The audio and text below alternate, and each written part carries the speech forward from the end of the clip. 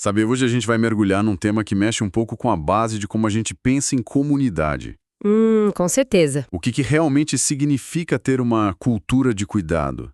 A gente está com uma série de palestras aqui do pastor Jairo Cáceres que explora justamente isso. Exato.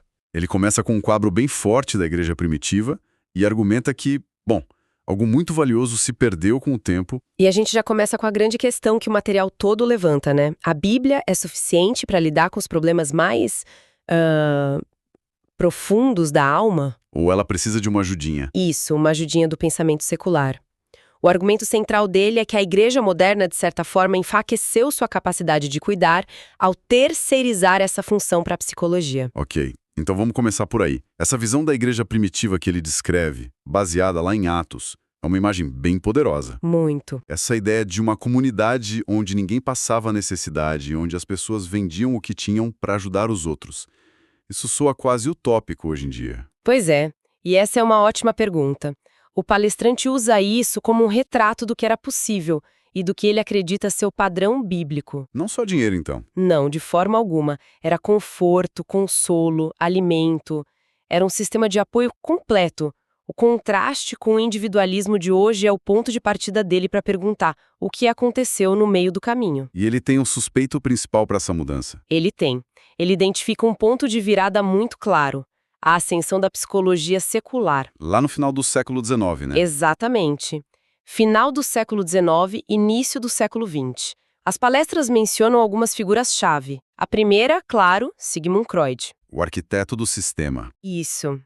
Ele é apresentado como o arquiteto de um sistema para entender a alma, que deliberadamente deixava Deus de fora. Ele ofereceu uma forma de falar sobre conflitos e desejos sem precisar de religião. E depois dele vieram outros. Sim, como Carl Jung, que até se interessava por misticismo, mas de uma forma que também se afastava da teologia tradicional. E os behavioristas. E logo em seguida os behavioristas, John Watson, B.F. Skinner.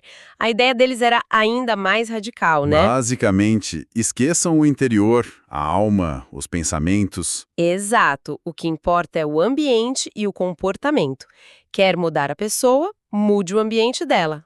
E a igreja, diante dessa avalanche de novas teorias, segundo ele, ficou acuada. Intimidada. Essa é a palavra que ele usa. E essa intimidação levou a uma crise de confiança. E o que isso quer dizer na prática? Começou um movimento de enviar pastores para receber treinamento em psicologia secular. A intenção talvez fosse boa de usar o que há de melhor para ajudar. Mas o resultado não foi o esperado. O resultado, argumenta-se, foi que eles voltaram trazendo o que a palestra chama de dogmas seculares para os púlpitos. E aí, a teologia profunda sobre pecado, graça, arrependimento... Foi sendo trocada por uma linguagem mais próxima da autoajuda. Faz sentido. E tem uma citação dos anos 50, mencionada na fonte, que é muito reveladora. Qual é? Dizia algo tipo, não é papel do pastor tentar ser um psiquiatra.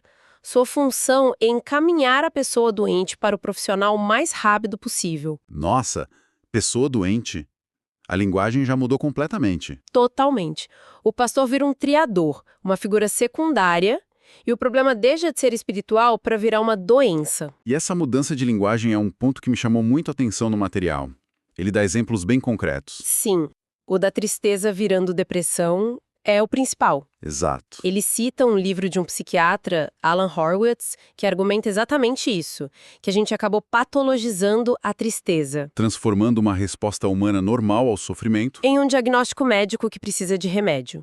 A categoria de tristeza, a tristeza existencial, foi quase que eliminada do nosso vocabulário. E o outro exemplo da adolescência também é fascinante. A ideia de que essa fase nem sempre existiu como a gente conhece hoje. Exato. Nas palestras, a adolescência é descrita como uma invenção social moderna, uma fase prolongada de imaturidade, de dependência. Sendo que, historicamente, uma pessoa de 13, 14 anos... Já era um jovem adulto, com responsabilidades, apta para trabalhar, casar. Essa nova fase, a adolescência, criou um limbo que não existia. E, claro, essa redefinição dos problemas leva a um novo tipo de solução. Tem uma frase que ele cita do David Paulson, que resume bem isso, né? Sim, Uma visão incorreta da doença leva a uma visão incorreta do remédio. É perfeito. Se você diagnostica o problema errado, O tratamento que você oferece não só não vai funcionar, como pode ser muito prejudicial. e para ilustrar esse perigo, ele conta uma história bem forte. Uma história devastadora, na verdade. Sobre uma mulher que começou a ter problemas neurológicos, perdendo funções motoras de fala. E o diagnóstico inicial foi emocional. Foi. Problemas emocionais. Ela passou por internações psiquiátricas, terapia, medicação e só piorava. Perdeu tudo: emprego, dinheiro, vida social. Porque o diagnóstico guiava todo o tratamento. E estava errado. Anos depois, outro médico descobriu a verdade. Ela tinha 2 tumores no pâncreas que afetavam a produção de açúcar e, consequentemente, toda a saúde neurológica dela. Nossa, que coisa. É um exemplo extremo, mas Que ilustra perfeitamente o ponto. Um diagnóstico errado sobre a causa do problema leva a um remédio que pode destruir uma vida. E isso conecta com outra crítica que aparece no material, que é a tentativa de santificar o pensamento secular. Exato. Pegar uma teoria psicológica que está na moda e tentar, encaixar na Bíblia. Colar uns versículos para parecer cristã. Ele dá o exemplo dos 4 temperamentos: sanguíneo, colérico. Melancólico e fleumático. Super popular em alguns círculos, né? Muito. Só que a palestra vai na raiz e mostra que a origem não tem nada de bíblica, vem da filosofia grega antiga. A ideia dos 4 fluidos, dos 4 elementos da natureza. Terra, água, fogo e ar. Uma teoria pré-científica de origem pagã que foi batizada e adotada como se fosse uma ferramenta cristã. Ok. Então, diante desse cenário todo, de rendição ao secular, redefinição dos problemas, qual é a alternativa que as palestras propõem? Ele aponta de volta para as Escrituras, especificamente para resgatar o conceito bíblico de coração. E o ponto-chave aqui é que coração não é só sentimento, não é só emoção. De jeito nenhum. É o nosso centro de operações completo, o nosso centro de comando. A análise que ele faz divide o coração em 3 áreas interligadas. Certo, vamos detalhar isso. Quais são as 3? A primeira é a mente. Isso inclui o que a gente pensa, nossas crenças, nosso raciocínio, como a gente interpreta o mundo. É a dimensão cognitiva. Ok, a mente. A segunda área são as afeições. Aqui entram os desejos, os anseios, o que a gente ama, o que a gente odeia, nossas paixões, medos. É a dimensão motivacional. Mente e afeições. E a terceira? A terceira é a vontade. É o centro das nossas escolhas, onde a gente toma as decisões. A dimensão volitiva. Então, o que a psicologia moderna separou em caixinhas. Cognição, emoção, comportamento. A Bíblia já tratava como uma coisa só, integrada, o coração. Exatamente. É uma visão muito mais holística do ser humano. Entendi. E se o coração é esse centro de comando, faz todo sentido que o próximo passo seja perguntar o que está no comando. É aí que entra a idolatria. É exatamente aí. A partir do momento em que se entende que o coração é o centro, a pergunta é: o que esse coração adora? O que ele serve? E um ídolo, na definição que ele usa, não é só uma estátua. Não. Um ídolo é qualquer coisa, substância ou pessoa de que a gente depende para ter realização, segurança e felicidade que não seja o próprio Deus. Então pode ser o sucesso, a aprovação dos outros, conforto, controle? Perfeito. É aquilo que domina nossos pensamentos, consome nossas energias e no que a gente coloca nossa confiança mais profunda. E nessa perspectiva, muitos dos nossos problemas, tipo ansiedade, raiva, Não são vistos primariamente como doenças, mas como fruto de um coração que está adorando a coisa errada. A idolatria é o diagnóstico fundamental. para deixar isso mais concreto, o material usa um estudo de caso bem direto. A imoralidade sexual. Sim, ele argumenta que a imoralidade nunca é um acidente, uma tentação que surge do nada. É sempre o resultado de um processo que começa e cresce dentro do coração. Ele usa o ensino de Jesus em Mateus 5.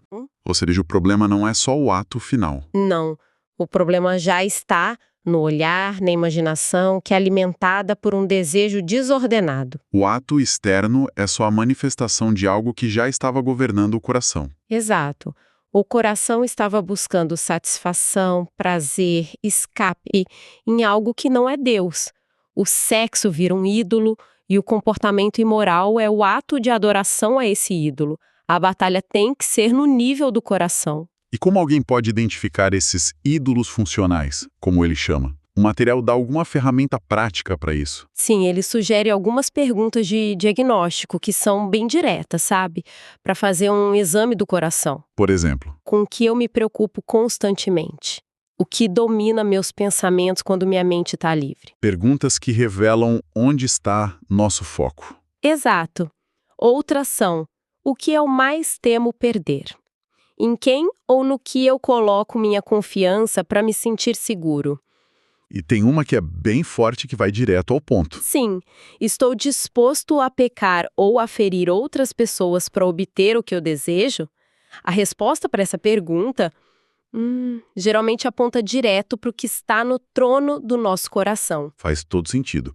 A partir dessa perspectiva, o problema não é a cultura lá fora, que é inevitável. Mas sim os desejos desordenados aqui dentro, no coração, e que podem, segundo ele, ser confrontados e transformados pela fé.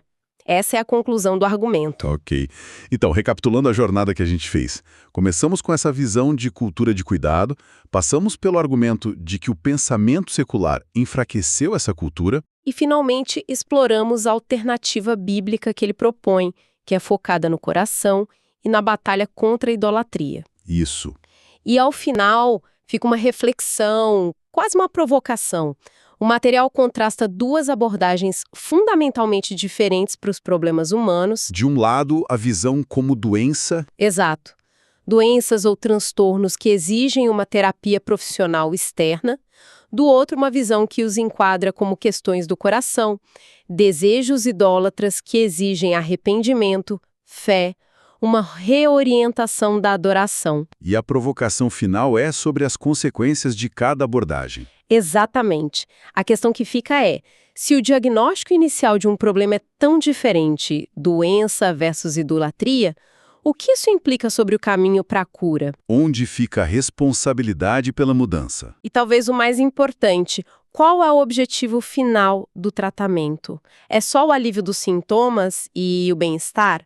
Ou é a restauração da adoração a Deus como centro do coração? São caminhos que levam a lugares bem diferentes. Bem diferentes.